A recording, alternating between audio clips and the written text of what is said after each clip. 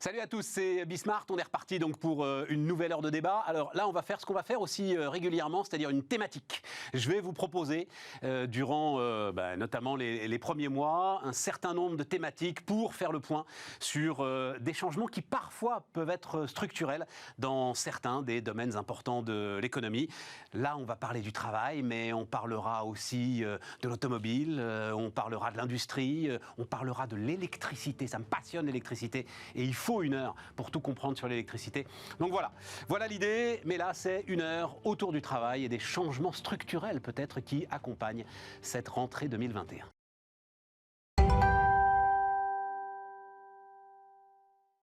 Donc c'est parti. Alors, autour de la table, Anne-Sophie Alsif. Bonjour, Anne-Sophie. Vous êtes chef économiste du BIP. On dit BIP ou BIPé d'ailleurs? Comment vous le dites, vous? BIP.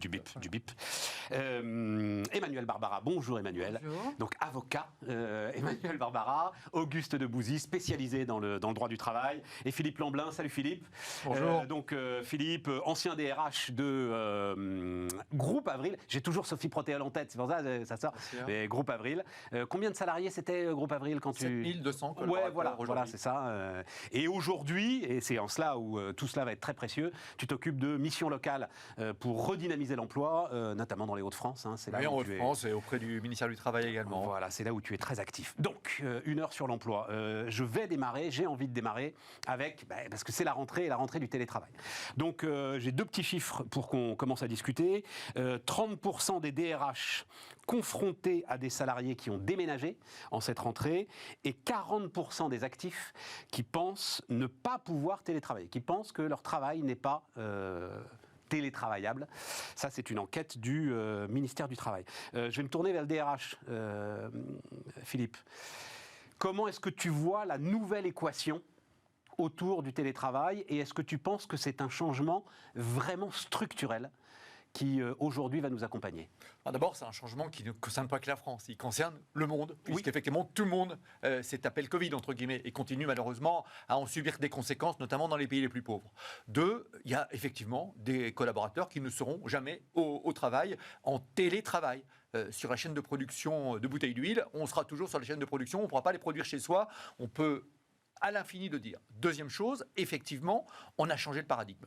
C'est-à-dire qu'il y a des collaborateurs qui ont été obligés de télétravailler. Rappelons-nous, le télétravail, c'est une proposition de loi qui est antérieure au Covid. Il a fallu le Covid pour que d'un seul coup, tout le monde se dise on y va. Voilà. Alors, c'est un fait. Devant ça, tous les cas de figure sont devant nous. Des gens qui disent ouais, c'est super, mais par contre, je veux revenir une journée au travail pour réussir à avoir du lien social. Ou des gens qui disent oh là, je ne m'habitue pas du tout en télétravail, je veux rester tout le temps là. Et puis des gens qui disent je ne veux plus rentrer au travail.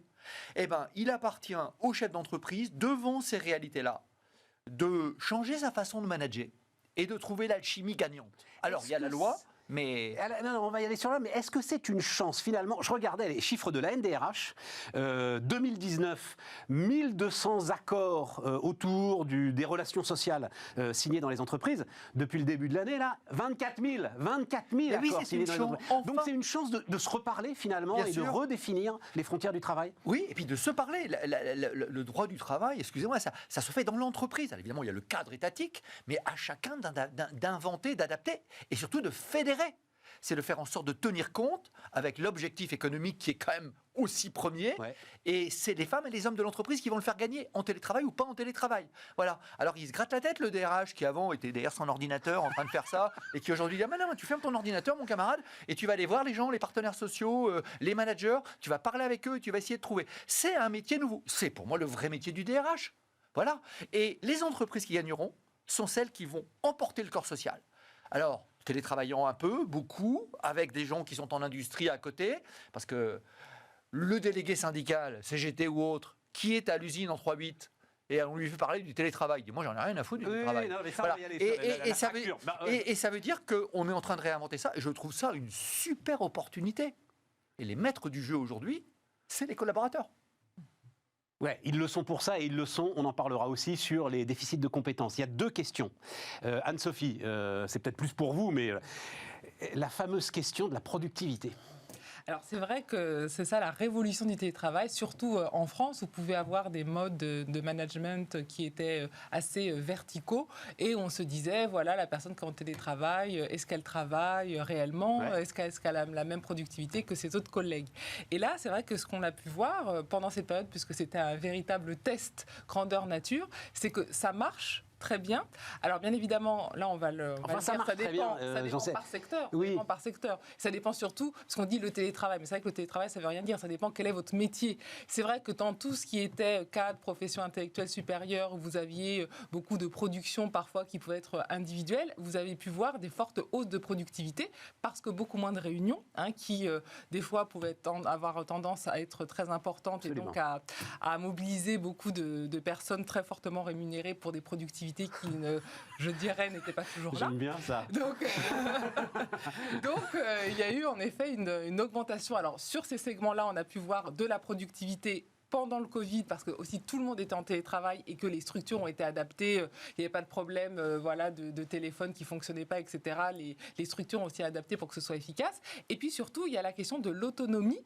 Et ça, c'est très important, je pense, pour les nouvelles générations qui veulent plus de responsabilité, plus d'autonomie et qui veulent justement répondre à leur travail en disant « moi, je veux m'organiser comme je veux ». Le principal, c'est de livrer le travail. Et donc, ça donne de la responsabilité. Et ça, c'est très apprécié quand on regarde les plus jeunes générations, ce qu'elles veulent dans un bon environnement de travail, c'est très apprécié. Est-ce qu'on a mesuré aujourd'hui... Alors, il se trouve que le psychiatre Eric Albert, spécialiste des relations sociales, du travail, etc., était venu assez tôt l'année dernière me dire, méfiez-vous, nous sommes tous en mission en ce moment, nous qui travaillons et qui télétravaillons, il y a une espèce oui, c'est ça, d'engagement à réussir l'ensemble des missions qui nous sont confiées.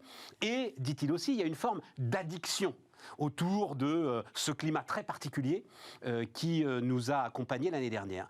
Est-ce qu'on a pu mesurer précisément les gains de productivité ?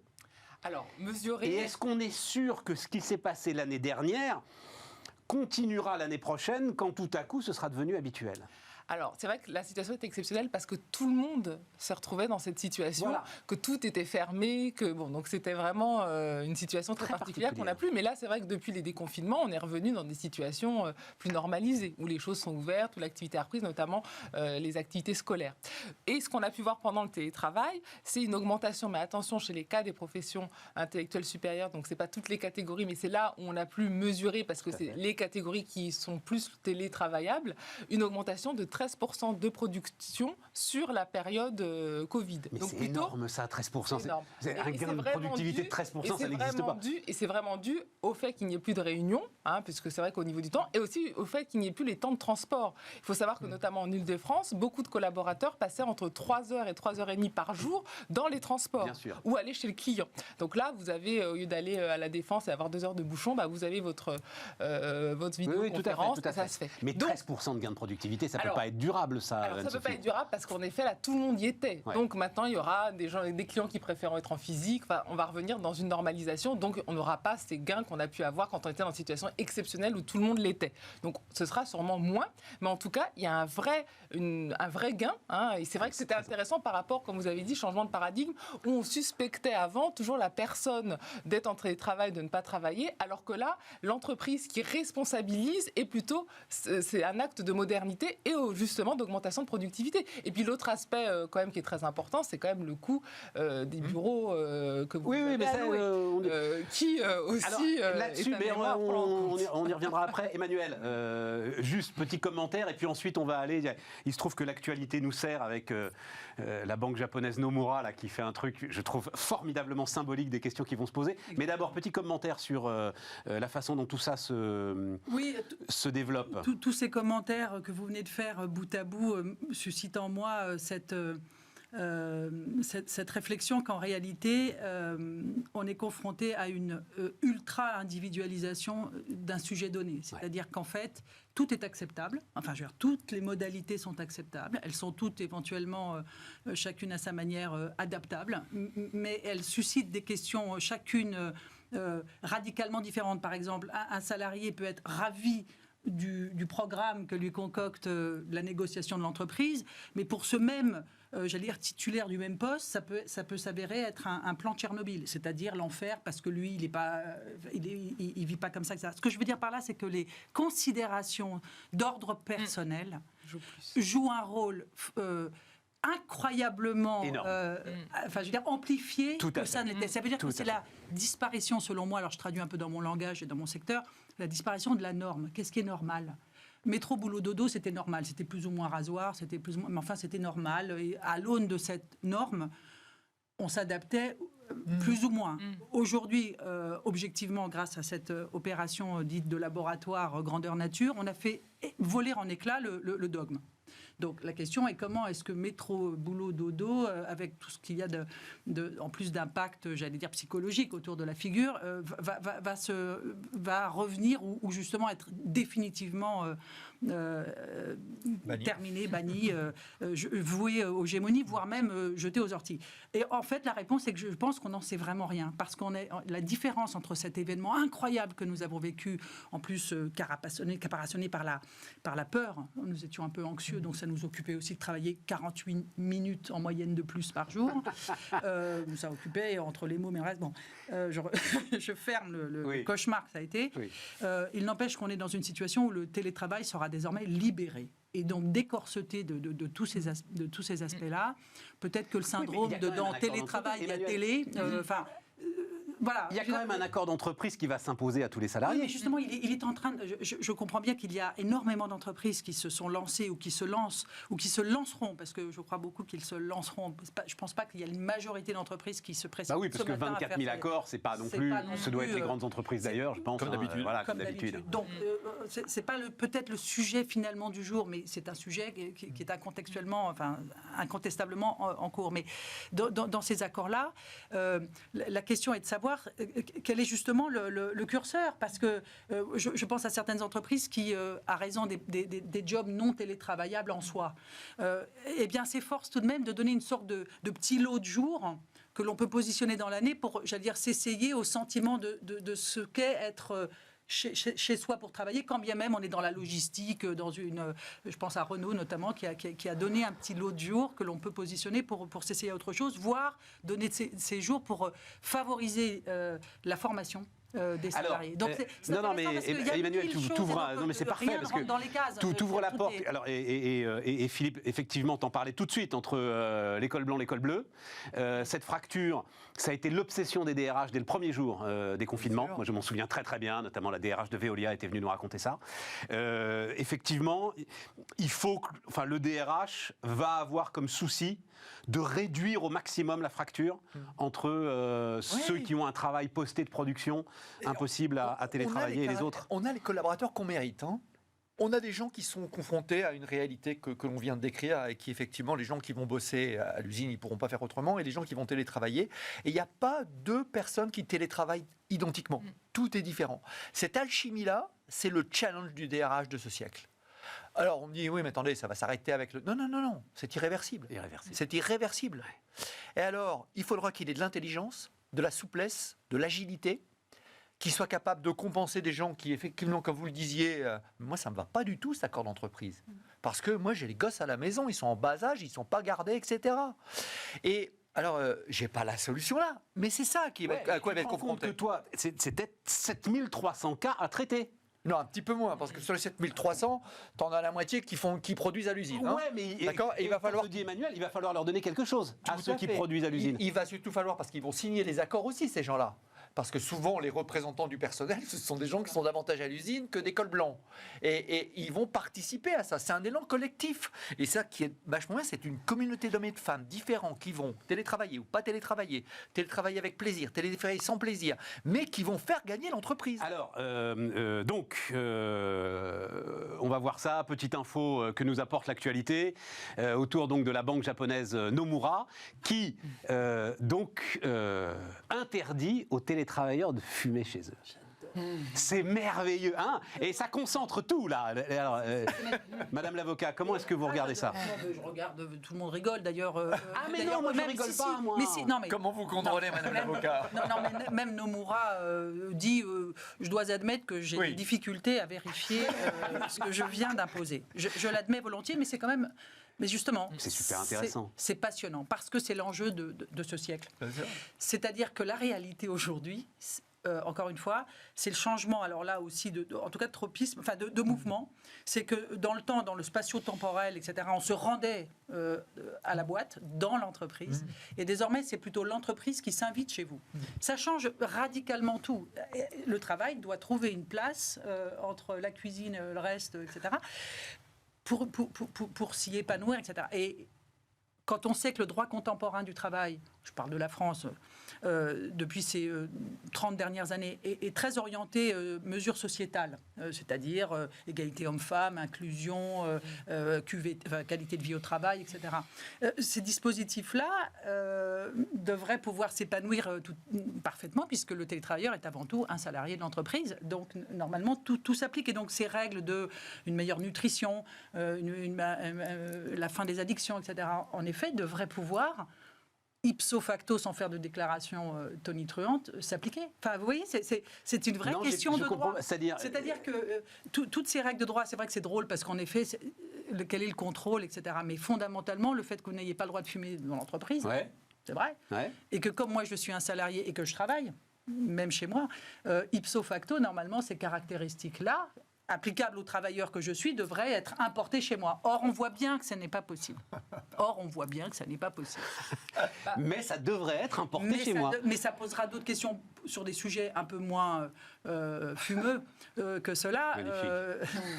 Très forte. Mais sur des sujets là, qui ne traversent pas totalement l'esprit immédiatement, mais enfin, tout ce qui tourne autour de l'hygiène et sécurité. Mais bien sûr, l'accident du travail, on a écrit que c'était en principe un accident du travail, mais quand même, comme c'est difficile d'aller voir, enfin, on en est là. Oui, mais bien sûr. Anne-Sophie. Alors après, c'est vrai que normalement dans le télétravail, donc ça pose toujours la question de la fameuse fracture et comment vous allez être chez vous aussi installé et est-ce que vous avez un espace. Donc là, c'est vraiment des questions qui sont vraiment incroyables. Hein, on le verra au niveau du. Oui, mais ça veut dire que votre logement devient un sujet d'entreprise. Exactement. Et, voilà. Et c'est ça la solution. Alors après, toutes ces normes là dont vous avez parlé, c'est vrai que l'idée c'est aussi pour protéger les autres, pour pas imposer à vos collègues qui sont à côté votre manière, votre mode de vie, donc de fumer, etc. C'est vrai que vous pouvez dire, moi je suis toute seule dans mon bureau, si j'ai envie de fumer, si j'ai envie de faire ça, voilà, pourquoi vous pouvez me l'interdire? Enfin après, je pense qu'il y aura de plus en plus de questions. Là, aujourd'hui, c'est interdit, Emmanuel. Aujourd'hui, je fais un zoom. Je fais un zoom avec une clope au bec. L'entreprise peut. L'entreprise est passible de toutes les règles sur l'interdiction, c'est une faute. C'est une faute. Mais c'est pas possible. On pourrait chez moi. Non, là je parle. Non, si je suis chez moi. Reprenons, écoutez l'avocat. Si vous êtes chez vous, justement, on ne se pose pas la question, en fait. Parce qu'on est d'accord que c'est Zoom et que Stéphane, il est en télétravail. Donc, on ne se pose à la limite pas la question du point de savoir s'il a ou pas une clope au bec. D'accord. On ne se la pose pas vraiment. Mais si on fait le même Zoom, parce qu'on peut faire Zoom depuis son bureau, que je sache. Ah bah oui, là, bien sûr. Et vous êtes dans un bureau tout à fait fermé, vous êtes tout aussi seul que dans votre cuisine. Ah oui, d'accord. Oui, c'est ça. Ouais. Et bien là, ça marche plus. Pourtant, c'est les mêmes calls. De toute façon, vous prenez les détecteurs de fumée. Et la même chose sur l'alcool. Et la même chose sur l'alcool. La bouteille de vin en train de télétravailler ou la bouteille de bière, la petite bière à 4 degrés. Alors c'est rigolo, on l'a pris plus comme une anecdote, mais n'empêche que ça pose ces questions-là aussi. Sur la santé, parce que santé et sécurité, à force de boire... Ça donne le vertige, non? Ça donne le vertige. Tout ce que ça ouvre là, ça donne le vertige.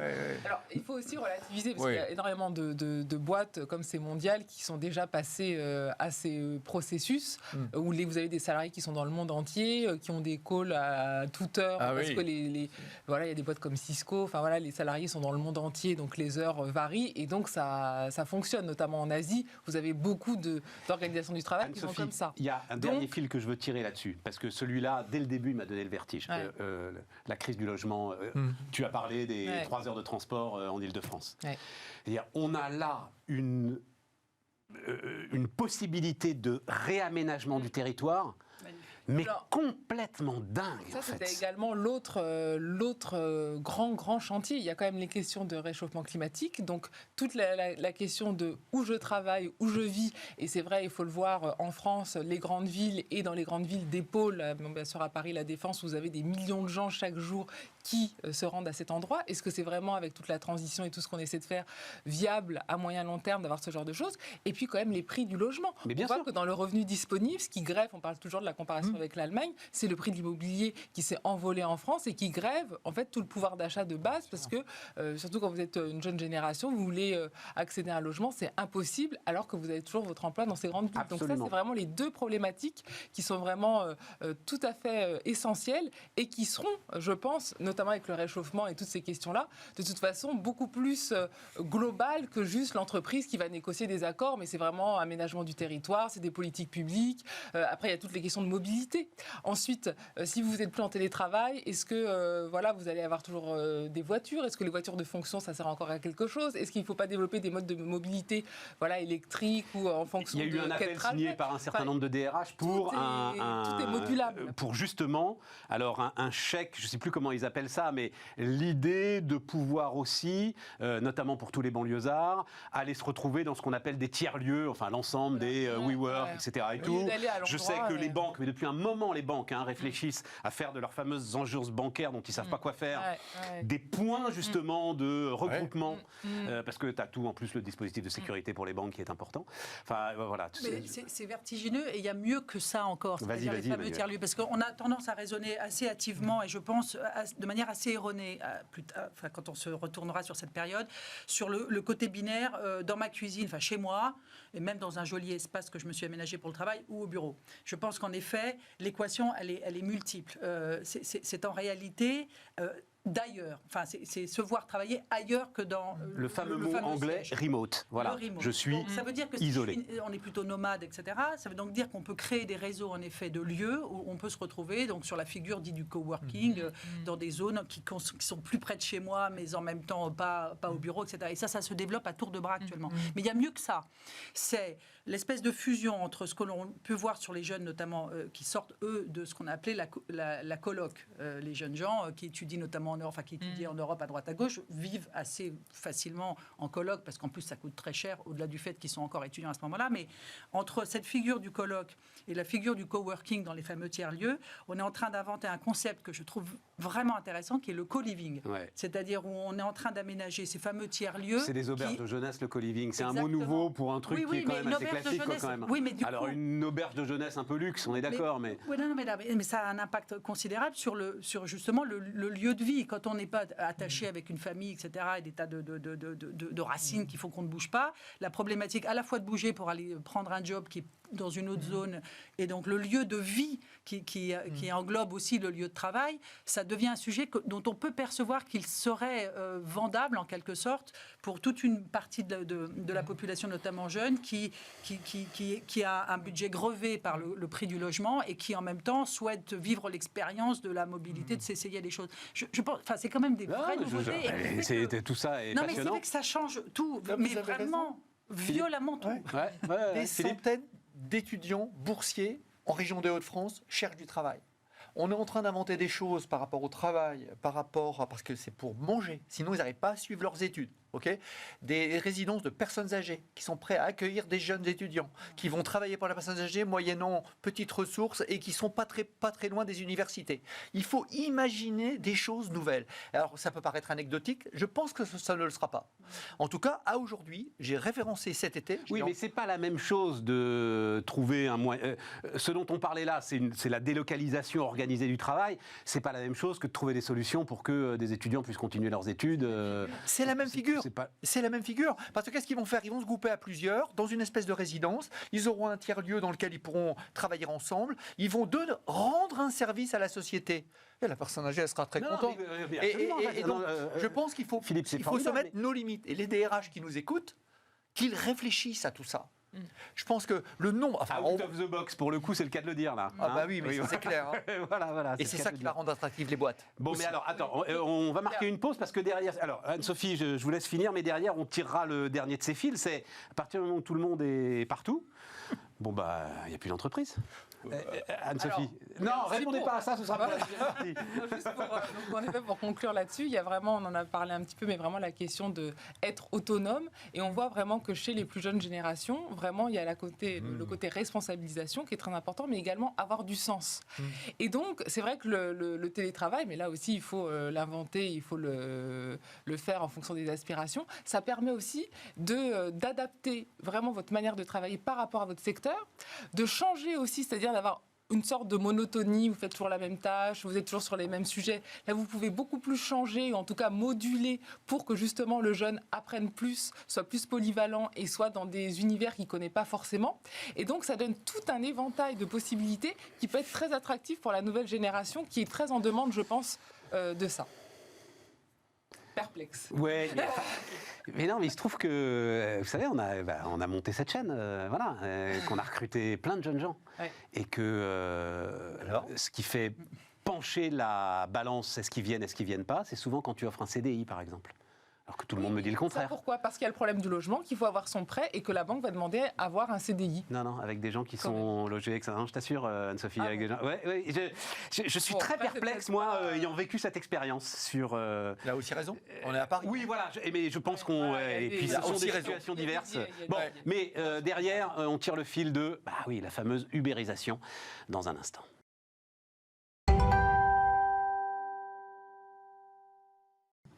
Donc on repart. Donc, ubérisation, c'est-à-dire à partir du moment où alors tous les cols blancs sont en dehors de l'entreprise. Est-ce qu'il y a encore une entreprise ? Alors, c'est vraiment la question de l'identité. Et est-ce qu'on arrive à s'identifier à cette entité qui est l'entreprise ? On a eu pendant le confinement beaucoup de personnes qui commençaient leur nouvel emploi. Ils avaient la livraison d'un casque, d'un ordinateur, d'un petit sac à dos. Donc ça, c'est leur kit de travail et voilà, une connexion. L'onboarding à distance, voilà. on dit en langage de DRH 2020. Donc c'est vrai que vous avez de nouvelles personnes que vous n'avez jamais vues physiquement, qui sont dans l'entreprise. Bon, alors ça se passe bien, vous pouvez faire... Mais c'est quoi la différence à ce moment-là avec un prestat, avec un indépendant, voilà. avec un... Eh bien, c'est l'esprit et c'est le sentiment d'appartenance. Et ça, à mon sens, c'est le gros travail sur lesquels doit travailler le DRH. DRH. qui n'est est fou, pas- là. Ah, les jeunes générations, ils ont du boulot. Hein. Mais c'est passionnant, je crois que c'est ça. Quelqu'un qui a un T'as envie d'y projet. retourner en fait, t'as envie de recommencer. Mais j'en suis jamais parti. Oui, mais c'est plus bout. DRH opérationnel là Non, mais aujourd'hui. je crois qu'il faut savoir chaque chose en son temps. Ouais. Mais je pense que on vit une période incroyable en fait. Quand vous avez un projet entrepreneurial, que vous pensez qu'il a du sens, il faut le vendre à des gens qui vont vous aider à le réaliser. Évidemment, en les rémunérant. Évidemment, si possible en ayant des CDI, mais vous aurez aussi, à côté de ça, d'autres statuts qui vont cohabiter. Et une fois de plus, le DRH, il aura à jouer avec tout ça. Et puis, il y aura des gens qui diront bon, c'est sympa ton truc, mais moi, je veux être à mon compte. Mince, je ne m'attendais pas à ça. Beaucoup de gens le font en Belgique, du côté de la Flandre, et où il y a des statuts différents. Juste un truc, le concept d'entreprise, ça c'est Alain Madelin qui m'avait expliqué ça, tel qu'on le connaît, il est en fait très récent. Il a une centaine d'années, 150 ans, de rassembler plusieurs centaines de personnes dans un même lieu. Et Alain Madelin explique bien que c'est lié en fait à la circulation de l'information. Et que tu avais besoin en fait de rassembler ces gens pour que... Évidemment, le digital fait exploser l'ensemble de ces soucis. Tu n'as plus besoin d'une entreprise peut-être. Plus sous la forme qu'on a connue. Plus sous la forme qu'on a connue. Et 1 million de personnes se sont immatriculées cette année. 1 million de personnes se sont... On dit je veux être chef d'entreprise, dont la quasi-totalité Alors- sera des boîtes toutes petites. Je sens que Oui, madame ça, va réagir. Il faut, Anne-Sophie, voilà, il faut Anne-Sophie, nuancer vas-y. parce que c'est vrai qu'on voit que c'est ou justement les très jeunes ou les personnes de plus de 55 ans qui des fois ou ont perdu leur emploi ou n'arrivent pas à retrouver un nouvel emploi et donc se déclarent auto-entrepreneurs pour créer eux-mêmes leur emploi parce qu'en fait ils n'ont plus accès au marché du travail traditionnel. Donc Mais c'est il le cas. Attends, Il n'empêche, les mais, chiffres. Parce qu'on c'est m'a aussi donné un des Maître chiffre Capello. du- Maître Capello, oh là là, ça nous rajeunit pas, ça, tu sais, là. Oui. Pour le coup. Aïe, aïe, aïe, les jeunes qui nous écoutent doivent se dire c'est qui ces vieux. Anne-Sophie, non, ça vous dit rien. Non, vous. là, Eh ben, bim. Alors donc, 3 200 000 travailleurs indépendants, Ouais. 70% sur la tranche d'âge 18-35 ans. Voilà. Plus de la moitié sont encore des développeurs, mais en fait, pour préparer cette émission, il y a notamment des gens que je connais bien, freelance.com. Je leur ai dit, qui est une grosse boîte cotée aujourd'hui, plusieurs centaines de millions d'euros de chiffre d'affaires, hein, est-ce que vous avez une ventilation claire des indépendants en France par activité? Non. En fait, ça n'existe pas. Tu as du déclaratif d'Uber qui dit on en a 30 000, de Deliveroo, notamment sur les livreurs, hein, on en a 10 000, etc. Personne n'est capable de vérifier ces chiffres. Quand tu regardes dans les forums d'ailleurs des livreurs, c'est très intéressant, les syndicalistes disent, en fait ils mentent sur les chiffres des livreurs disponibles pour, rassurer les clients en disant « oh, il y en a tellement, je vais être livré très très vite », 2, mettre la pression aux livreurs « oh, il y en a tellement, il faut que je me magne parce que sinon je vais me faire piquer mon job ».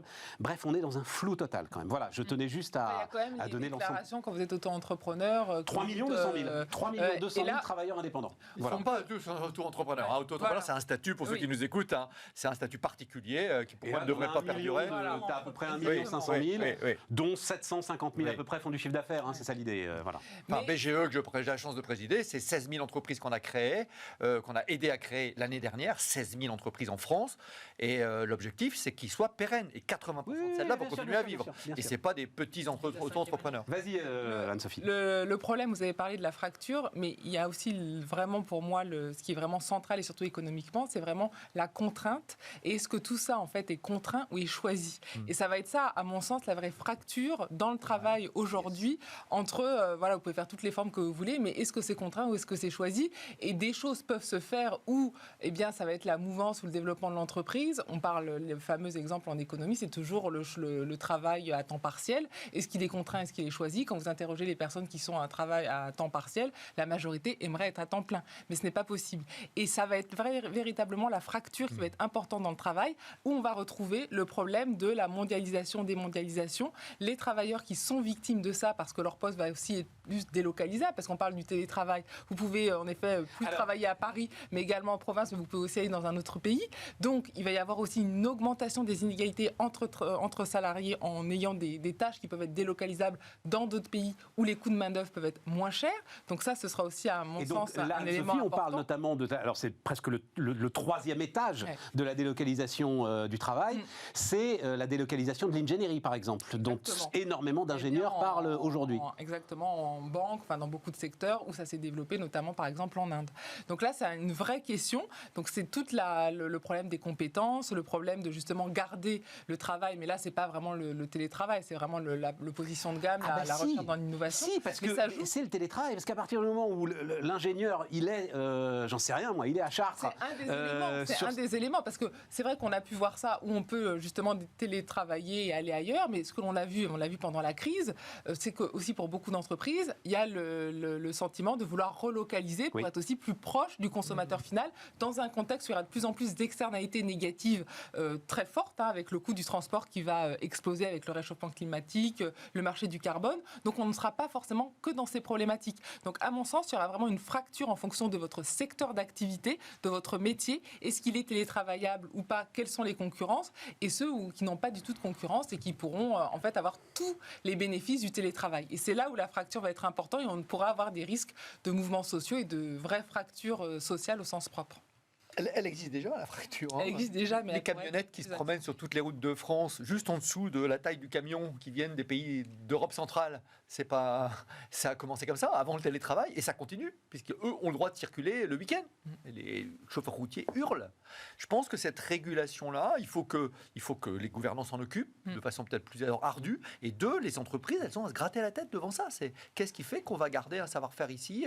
Qu'est-ce qui va faire que c'est pas un travailleur d'un pays plus pauvre, si je peux me permettre, et qui sera beaucoup moins payé, qui va faire l'ingénierie à la place de mon ingénieur qui est à Chartres?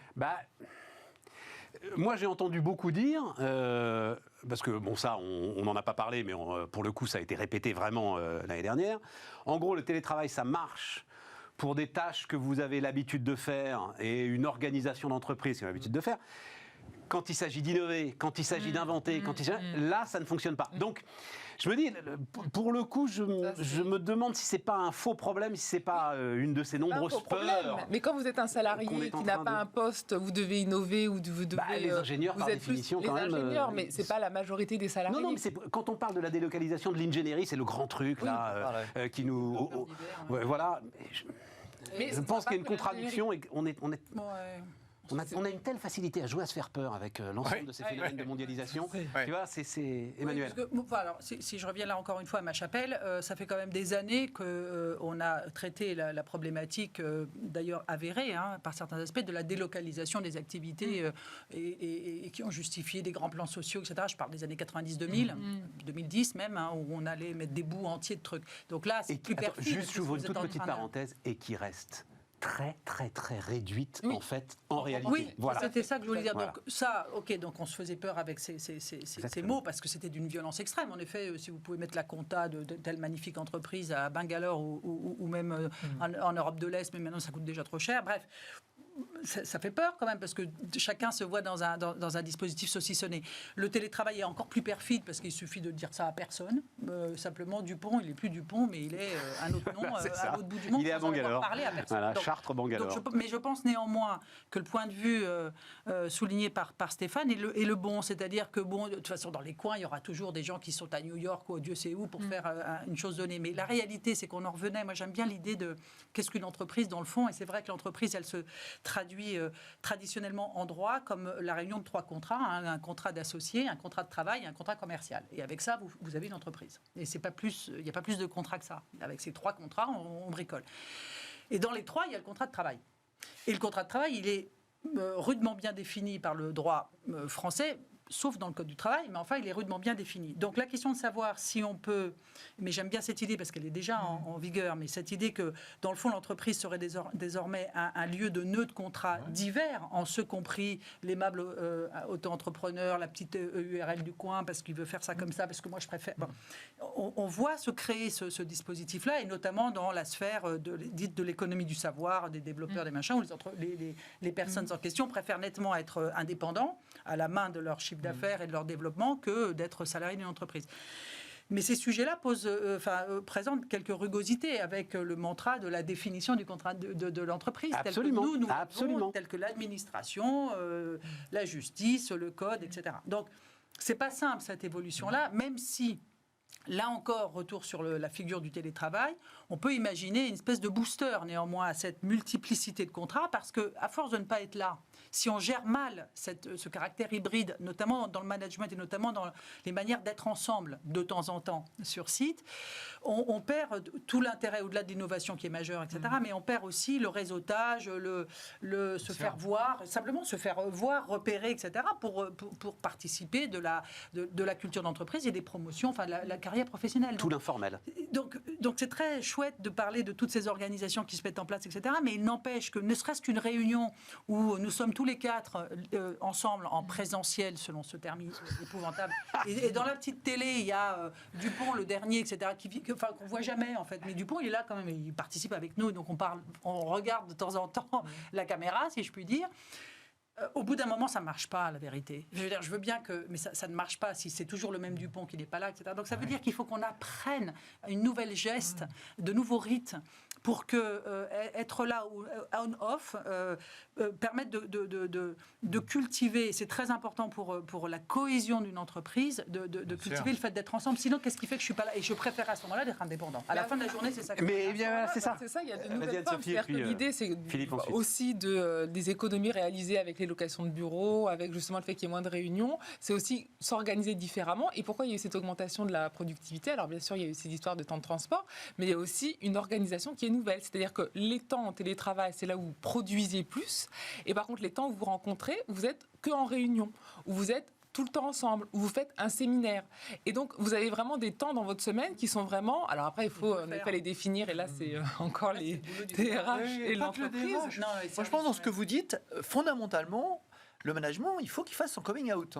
Il faut arrêter de manager comme on manageait dans le temps passé. Voilà. Je crois que quelque part, et les entreprises qui gagneront sont celles qui vont réussir ça. Tu as raison, Stéphane. On ne fait pas d'innovation chez le SAF en levure, chacun dans son bureau ou chacun chez soi.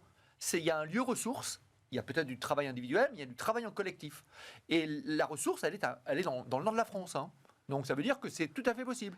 Et personne ne va... C'est quoi dont tu as parlé là? Le Safre, la levure. Ouais, c'est une C'est maison que vous ne merveilleux. connaissez pas, mais Non. vous mangez le produit tous les matins, puis c'est de la levure pour le pain, ils sont champions du monde, ils vendent le produit dans le 100 pays, j'en parle évidemment avec beaucoup d'amour. Leader puisque j'y ai- mondial de la levure. Voilà, boîte familiale, capital fermé, 2 milliards d'euros de chiffre. Voilà. Et évidemment, Il y a ils de ces- sont mais il y a en de train de ces monter un puissances centre. Et on vend dans 200 pays. Donc Dassault, il peut se rhabiller. Excusez-moi. Voilà. Anecdote passée. Et pour revenir à ce que vous dites, c'est ça qui est magnifique, je trouve, dans le boulot. Ça change quand même de ce qui se passait avant. Et ce challenge-là, si on n'est pas capable de le réussir, l'entreprise périclitera. Alors, Exactement. attends, vas-y Emmanuel, parce tout petit qu'il faut point, quand même qu'on pose la micro- question de l'ubérisation Ouais. qui te regarde directement. Hein. Enfin, oui, c'est moi qui suis en charge. Ah, bah oui. Non, mais la micro-observation que je voulais faire, c'est que être tous ensemble et pas tous ensemble, il faut savoir le gérer, et que n'oublions pas surtout que ce télétravail peut être un cauchemar réalisé qui pourrait ne pas perdurer dans cette entreprise, qui commuerait ce temps dit de travail de loin au travers d'un mécanisme de contrôle délirant. Et nous avons un petit tropisme national sur ce goût Du contrôle. prononcé pour le contrôle. Et donc, en fait, entre une flexibilité bien Mais comprise, comment veux-tu adossée à la contrôler quoi? Tu mets des caméras chez les gens? Les pisteurs, les je sais pas quoi, les loggers... Et alors ça, mais oui, mais les le caméras, droit va nous le- protéger là. Oui, Parce que- non, mais le droit protège, mais après, le droit, il n'y a pas que le... Enfin, le droit, oui, le droit dit que c'est interdit. D'accord, ok. Mais une fois qu'on a dit ça, après, si tu veux faire du télétravail dans ma boîte, c'est comme ça, c'est de 9h à 5h, je veux voir le bip, je veux Oui. voir ta On tête. veut voir ta tête je sur veux ta l'écran. caméra. Donc, si c'est pour faire ça, Sans déconner, ça. autant existe. ne pas faire de télétravail et faire en sorte qu'on soit tous ensemble comme d'habitude, parce que ça sera un cauchemar qui créera des problèmes. Donc, les futurs litiges, les contentieux que je n'ai pas encore, j'en ai pas vu un, ce sera ça. Ce sera une espèce de truc pervers, raté, en fait, qui ne va pas avec Vous en le avez télétravail. parlé Alors un mot, justement, parce quand que vous parlez, le temps tourne très vite, il faut quand même justement qu'on parle de l'ubérisation qui est On est l'autre la vie fait. privée qui bah oui, s'invite. c'est ça. Oui, Donc, bien c'est aussi sûr. toute la question de vie privée, vie publique, Bien puis, sûr. votre emploi. Est-ce que vous allez répondre à plus de 21h, 22h? Alors bien sûr, là aussi, il y a le droit qui va dire non, mais est-ce que dans les faits, vous le faites, vous ne répondez pas? Le droit à la déconnexion, ça c'est vrai que c'est des vrais sujets, même s'il y a de la législation. Est-ce que intellectuellement, Et vous plus allez loin, vous vous tombez dans déconnecter? l'escalier, au milieu de la journée. Et voilà. Alors, c'est accident du travail? Oui, parce que- Alors. ouais, voilà. Bon. Freelancing, ubérisation. Emmanuel, on en avait déjà discuté et tu as un point de vue là-dessus catégorique. Il faut laisser pour l'instant se développer largement. Donc quand même, la Californie va peut-être revoter. Donc, vous avez suivi un petit peu l'histoire. Au moment de l'élection présidentielle aux États-Unis, référendum en Californie. Les livreurs des plateformes, les travailleurs des plateformes doivent-ils être salariés? Non, disent les citoyens californiens. Il semble que ce référendum ait été cassé par un tribunal qu'il juge anticonstitutionnel. Évidemment, il y a appel sur ce jugement, donc on verra. Mais voilà, la question n'est peut-être pas tranchée. Et puis c'est les États-Unis d'Amérique. Et puis c'est les États-Unis d'Amérique. bon. Mais enfin, oui, mais D'accord. non. Premier point important, Emmanuel. Il n'y a pas en France, les tribunaux ne sont absolument pas unanimes sur les cas qui leur sont soumis en ce qui concerne comment est-ce qu'on va appeler ça, C'est une régularisation des travailleurs des plateformes. Bon, ça s'appelle la requalification. Requalification, en voilà. contrat de travail. Et à la vérité, cette polémique encore ne cesse d'enfler. C'est-à-dire qu'on n'a pas dépassé le point culminant de cette polémique, qui fait qu'aujourd'hui, il y a quand même un grand nombre à la fois d'actions, mais finalement pas tant que ça, compte tenu de la fameuse grande jurisprudence qui est intervenue au titre d'Uber le 4 mars 2020, venant requalifier ce contrat de travail. Enfin, cette activité pour cette personne-là en contrat de travail. Et puis depuis lors, il y a des jurisprudences relativement différentes, différenciées, en plus selon les juridictions, selon Les selon cas, la question selon les posée, personnes, parce selon qu'à les chaque fois, personnes, c'est parce que une normal- personne. Parce qu'encore une fois, c'est la requalification d'une Voilà. relation contractuelle. Ça n'est pas « Ah, vous vous appelez un tel ?» Bon, bah, ça s'appelle un salarié ipso facto. Ça ne marche pas. C'est quand même... c'est une analyse qui doit être faite selon une casuistique et ce qu'on appelle le faisceau d'indices, étant précisé qu'on est en principe dans ce genre d'univers, confrontés à un contrat qui se veut être un contrat d'indépendant. Donc ça agrège beaucoup de sujets qui sont d'ordre juridique, étant précisé que du point de vue juridique, la loi a tranché en faveur, en quelque sorte, de l'existence de ce type d'activité, j'allais dire adossée à la figure de l'auto-entrepreneur ou du micro-entrepreneur. C'est licite en soi.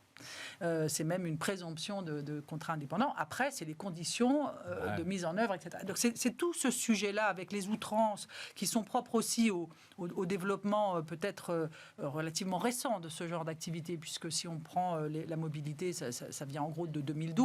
Ça passe 55 ans. Absolument.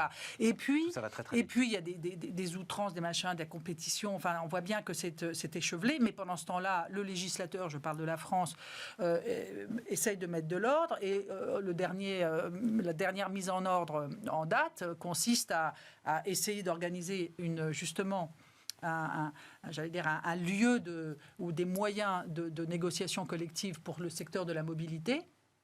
Donc c'est déjà un début. Alors certes, ça va mettre du temps, parce que c'est évidemment pas simple, parce que si c'était si simple, on dirait que c'est des entreprises normales avec une entreprise, avec un comité d'entreprise normal. Enfin, mais comme on n'a pas dit ça, c'est bien la preuve qu'on veut essayer de bâtir cette espèce d'entre-deux où il y a de la négociation collective sur des sujets qui sont importants pour ces travailleurs.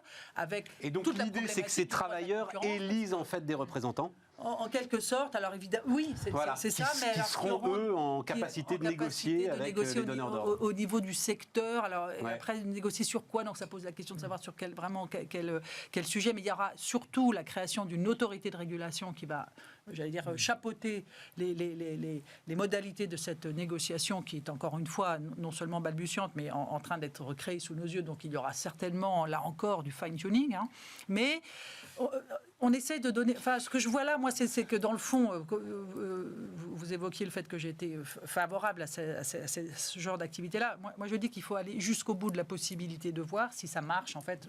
Pas au point que ce soit un cauchemar à tous les coins de rue. Et sincèrement, ça n'est pas nécessairement un cauchemar, ni pour tous, ni pour la protection sociale, parce qu'il y a une protection sociale, mais il faut payer ses charges sociales, passant. Et puis, il y a des protections qui sont conférées, etc. Et donc, ça se construit. Voilà, les choses se construisent. Voilà, laissez les choses se construire, Philippe. Oui, laissez les choses se construire, être certain qu'on peut vivre de ça et pas survivre. Est-ce que ces professions-là, c'est les professions où on survit? Enfin, regardez les gens qui sont en vélo avec des petits sacs sur le dos, là. Excusez-moi, la couleur de leur peau, ce qu'ils font, ils sont essoufflés ou autre. Est-ce qu'on peut vivre? Et c'est effectivement aujourd'hui à réfléchir à ça. Deux, ne faisons pas d'un travailleur pauvre un petit patron pauvre. Ça n'a pas de sens. Donc, que le législateur s'occupe de regarder ce que ça donne, pas de problème. Il est où l'équilibre économique? Est-ce qu'il faut qu'il travaille 70 heures dans la semaine pour réussir à avoir la moitié du SMIC ou pas? Non. Ok. En l'occurrence, c'est pas vrai. C'est pas vrai. En l'occurrence, c'est très bien. Si on percole, il y aura toujours celui qui tu sais, très bien. Philippe, ça c'est un vrai sujet de réflexion. C'est-à-dire, on a décidé qu'à un moment, enfin, médiatiquement, c'était les nouveaux galériens. Il y a ça et les gens qui travaillent dans les entrepôts d'Amazon. Bon, ok. Je connais, par exemple, l'industrie agroalimentaire, pas le groupe Avril, la petite industrie agroalimentaire. Voilà. Moi, je voudrais que les gars qui nous disent que les types qui sont en vélo à livrer des repas sont les nouveaux galériens aillent passer quelques heures sur des chaînes de production de petite industrie agroalimentaire où on travaille à 4 degrés et où on est au cul des abattoirs et où l'odeur est insupportable. Voilà. Donc, tu vois, il y a une réalité du travail qui est niée aussi par l'ensemble de ceux qui disent « Mon Dieu, cacher cette indépendance ». Je suis tout à fait d'accord, c'est pour ça qu'il faut les faire s'exprimer, être capable d'entendre que des gens qui font ce genre de métier en vivent, d'accord? Peut-être pas grassement, mais ils en vivent. Ouais. Deux, dans les petites boîtes, c'est le problème de l'emploi aujourd'hui. Mais bien sûr. Comment ça se fait qu'on ne trouve pas? Je dis, c'est bizarre. Moi, je connais des petites boîtes, elles recrutent, elles n'ont pas de problème. Moi, je suis président d'une association avec 10 personnes, j'ai aucun problème à recruter. Alors qu'il y en a d'autres, des petites de l'agroalimentaire, mais il ne faut pas les stigmatiser. Il y en a d'autres secteurs que je le connais qui, effectivement. Mais je pense que quelque part, il faut là-dessus réinventer la chose. Alors, on parlait beaucoup des DRH, des grandes boîtes, mais la France, c'est une collection de PME. Oui, les grandes boîtes, c'est pas l'annexe, mais c'est pas la majorité. 200 000 sur 3,6 millions. Voilà. Vous avez les chiffres, vous avez vu, ça fait même pas 8%. Évidemment, voilà. Évidemment. Et donc, ce qui m'intéresse moi aujourd'hui... Mais attention, on concentre la moitié de l'emploi. Oui. C'est 225 000. Oui, bien sûr. Mais ce qui m'intéresse aujourd'hui, c'est comment une PME est attractive, et il y en a beaucoup. comment on peut avoir cette forme de travail et qui correspond à des choses, et effectivement, battons le fer sur les idées reçues qui n'ont pas de sens, en dire c'est les galériens, je ne l'ai pas prononcé, c'est toi qui l'as prononcé. Oui, d'accord bien sûr. Mais il faut encore, je pense qu'il faut aussi leur donner la parole. Ouais. La meilleure chose, c'est la parole aux gens qui travaillent. Donc c'est Voilà. le rapport de l'ancien DRH d'Orange, Bruno Mettling, hein, qui est vraiment à regarder ça avec l'ensemble des parties prenantes. Et effectivement, c'est d'essayer de faire émerger des représentants. Voilà. Voilà. Parce que Bruno dit, et je pense que tu es d'accord là-dessus, faut surtout pas de statut intermédiaire. Faut surtout pas un espèce de truc entre l'indépendant et le salariat. Les Anglais l'ont fait. Les Anglais l'ont fait, mais ça, ce serait... enfin, en tout cas, Bruno dit... Anne-Sophie, comment est-ce que tu regardes ce sujet ? C'est vrai qu'économiquement, on va être vers une augmentation très importante des indépendants par rapport au salariat traditionnel. Alors, pas peut-être sur les 5-10 prochaines années, hein, c'est vraiment des tendances de long terme. Absolument. Parce que, voilà, il y a une transformation qui est vraiment globale, on l'a parlé, où est-ce qu'on va travailler, il y a le problème du vieillissement de la population, il y a le problème de la numérisation, il y aura des très très grands changements, mais on va dire vraiment structurels, macroéconomiques, qui font qu'il y aura un changement, et donc il y aura de plus en plus d'indépendants pour pouvoir s'organiser, parce que ça va vraiment devenir l'objectif premier de pouvoir s'organiser, d'être maître de son temps. Donc après, ça dépend des secteurs, mais en tout cas, ça va être quelque chose qui va beaucoup se développer, et puis de pouvoir travailler quand on veut, à quel prix, etc. On revient toujours au problème du choix et de la contrainte.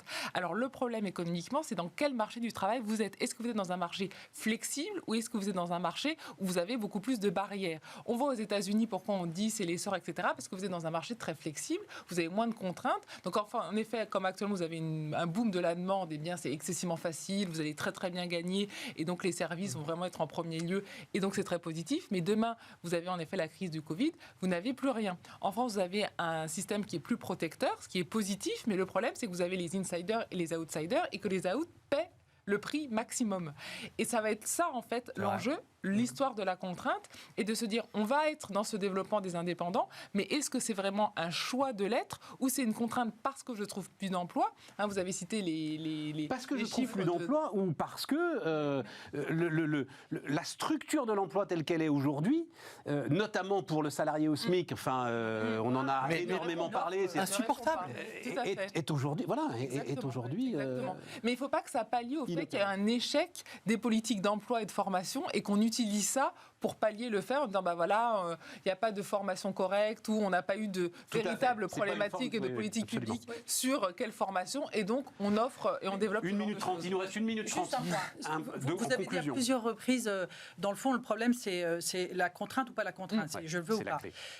Ça, c'est une clé psychologique, mais pas juridique. C'est-à-dire que juridiquement, c'est ou pas un contrat dit de travail ou un contrat bien ou mal. Parce que là, on a le sentiment que, alors, du coup, c'est bien ou mal. Certes, ça participe du bien ou mal, mais dans l'univers du salariat qui a l'air d'avoir toutes les lumières, enfin, le halo lumineux du bien-être, etc. La dernière fois qu'on a regardé, c'est quand même pas non plus Noël. Enfin, je veux dire, c'est pas non plus génial. La contrainte y est assez souvent généralisée. Me paraît exister de manière assez substantielle, y compris dans cet univers qui était l'univers hégémonique et pratiquement uniforme de notre marché du travail. Donc, tout lire à l'aune de la volonté, de la vraie volonté, la volonté, l'aspect financier aussi, l'aspect revenu tendancieux.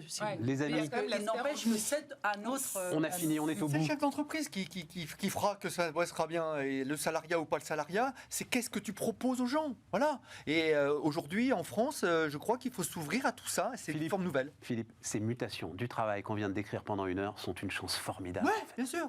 Voilà, c'est ça. Et voilà, c'est à nous de les saisir, de ne pas s'inventer des peurs. Surtout, voilà. Et d'améliorer ce qu'il y a lieu d'améliorer. Et on peut. Voilà les amis, 1 heure autour du travail. On se retrouve demain, Aurélie Planex. Et nous, on se retrouve lundi. Voilà, avec une bouteille d'huile d'olive.